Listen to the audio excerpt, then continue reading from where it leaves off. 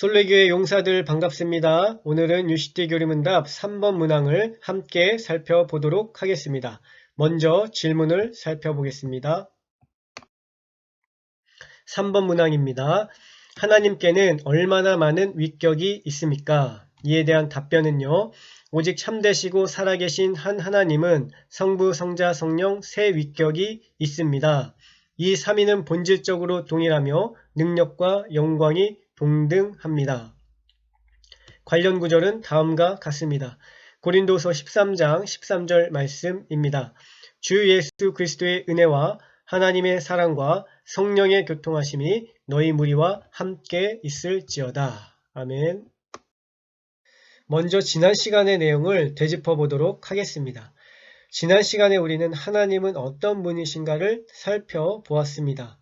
이 질문에 대해서 하나님은 이 세상 모든 만물을 창조하신 창조주이시다라는 사실을 배웠죠. 그분은 능력과 완전함, 선함, 영광, 지혜, 공의, 진리에 있어서 영원하고 무한하며 변함이 없으신 분이었습니다. 또한 그분은 피조된 모든 만물을 섭리, 즉 보존과 통치로 다스리시는 하나님이심을 살펴보았습니다. 오늘 이어지는 3번 문항을 통하여 기독교의 중요한 교리인 삼일체 교리를 살펴보겠습니다.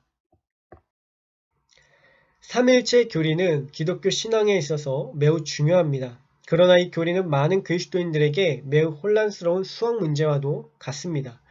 그래서 역사적으로 많은 혼란과 오류가 있었던 것이 사실이죠. 그래서 삼일체에 대한 두 가지 잘못된 이해를 먼저 살펴보고 삼일체에 대한 바른 이해의 자리로 나아가도록 하겠습니다. 첫 번째입니다. 원래 하나님이 세 분으로 계시다고 하는 주장입니다. 즉 이 세 분이 하나의 뜻 안에서 일치되어 마치 한 분인 것처럼 우리에게 나타났다고 설명하는 것입니다. 마치 로마의 삼두 정치가 세 명이 통치하지만 하나의 국고에 세금을 거두고 하나의 정책을 펼치며 외교와 전쟁에 있어서 하나의 통로를 갖는 것처럼 말입니다. 이것을 삼신론이라고 이야기합니다. 두 번째입니다. 원래 하나님은 한 분인데 세 분인 것처럼 그냥 보인다고 하는 주장입니다. 구약에서는 여호와 하나님으로, 신약에서는 예수 그리스도로, 오순절 이후에는 성령으로 1인 3역과 같이 모습을 바꾸면서 나타났다고 하는 주장이죠. 이것을 단일신론이라고 이야기합니다. 이런 식으로 하나님을 설명하려는 시도는 모두 잘못된 것입니다. 우리는 항상 믿음의 선조들이 고백했던 것처럼 성경이 가는 곳까지 가고 성경이 멈춰서는 곳에 멈춘다는 그러한 겸손한 태도를 가져야 하는 것입니다. 그렇다면 삼일체 교리의 성경적 근거는 무엇일까요? 사실 삼일체라는 말이 직접적으로 성경에 나오지는 않습니다. 이 용어는 교회 역사 초기부터 나타나는 이단과 오류를 대답하는 과정에서 신구약 성경 전반에 걸쳐서 하나님께서 자신을 나타내셨다는 사실에 근거해서 확립한 것입니다.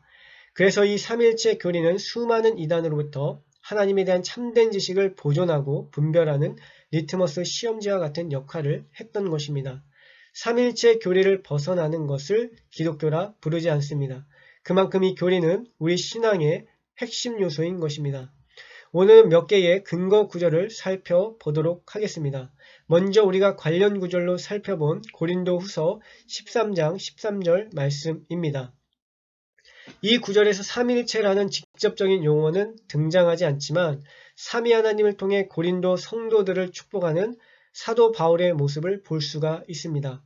사도 바울은 이러한 삼일체적 축도를 통해서 성도 서로 간의 은혜와 교통은 삼위 하나님 안에 온다는 사실을 강조하고 있습니다. 또한 삼일체 하나님의 세 위격이 구별됨이 다음의 성경 구절에서 입증되고 있습니다. 요한복음 3장 35절 말씀에 아버지께서 아들을 사랑하사 만물을 다 그의 손에 주셨으니 라는 이 구절은 성부가 성자를 사랑하신다는 표현에서 각 위격 간의 사랑하심을 보여주고 있습니다.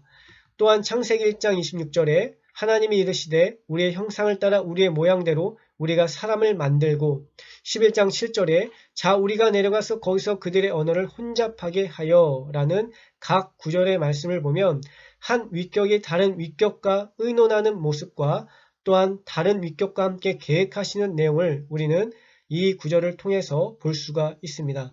또한 요한복음 14장 10절 말씀에 내가 아버지 안에 거하고 아버지께서 내 안에 계신 것을 이라는 이 구절에서는 성부는 성자 안에, 성자는 성부 안에 거하신다는 말씀을 통해 한 위격이 다른 위격 안에 거하심을 보여주고 있습니다. 이 외에도 성경의 다양한 구절을 통해서 한 분 하나님이 구별된 삼위로 존재하심을 드러나고 있는 것입니다. 이상 성경에 나온 다양한 내용을 통하여서 살펴본 바를 정리해보면 삼위일체라는 용어는 비록 성경에 나타나지 않지만 한 분 하나님이 삼위로 존재하신다는 사실을 우리는 분명히 알 수 있는 것입니다.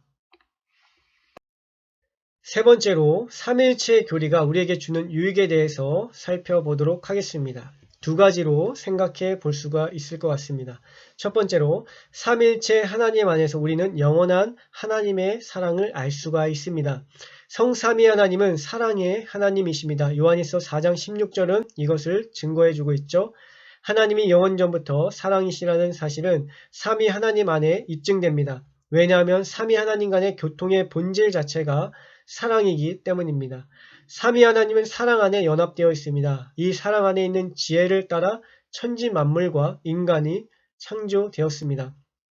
그리고 천지를 창조하신 하나님의 지혜로운 목적도 당신이 창조하신 만물을 향한 사랑 속에서 성취되는 것입니다. 우리는 이 영원한 하나님의 사랑을 삼위 하나님 안에서 경험하는 것입니다. 두 번째로 하나님의 영원한 사랑 안에 담긴 구원 계획을 알 수가 있습니다. 하나님께서는 삼위 안에 있는 사랑의 교통을 창조 세계 안에 반영하시고 특별히 교회 안에 더욱 분명하게 새기셨습니다. 그리고 이를 통하여서 인류의 구속이 완성되는 그날에 예수 그리스도가 다시 만물의 머리 되심으로써 이루어질 세계가 어떠할지를 보여주셨습니다. 바로 구원받은 인류가 머리이신 그리스도께 붙어있고 성령 안에서 사랑의 일치를 이루며 하나님을 향하여 살아가는 세계를 보게 되는 것입니다. 이것을 우리는 삼위 하나님 안에서 볼 수 있는 것입니다. 이제 결론입니다. 영원하신 하나님의 존재와 그분의 일하심을 인간은 다 담을 수 없습니다. 삼위일체 교리를 잘 정리해준 위대한 신학자 어거스틴도 삼위일체 하나님을 다 이해하려는 것은 마치 바다를 국자 하나로 측량하려는 시도와 같다고 말했습니다. 우리가 다 알 수 없는 하나님이시기 때문에 그래서 더욱 크고 위대하신 하나님이십니다. 그 하나님께서 우리들을 위해 자신을 알려주셨습니다. 하나님께서 우리가 그분을 오류 없이 더 잘 알게 하시려고 삼위 하나님의 모습으로 성경을 통해 드러내신 것입니다. 우리는 성경이 보여주는 그대로 삼위 하나님을 인식합니다. 하나님께서 우리의 부족한 인식에 맞추어 자신을 드러내신 것입니다.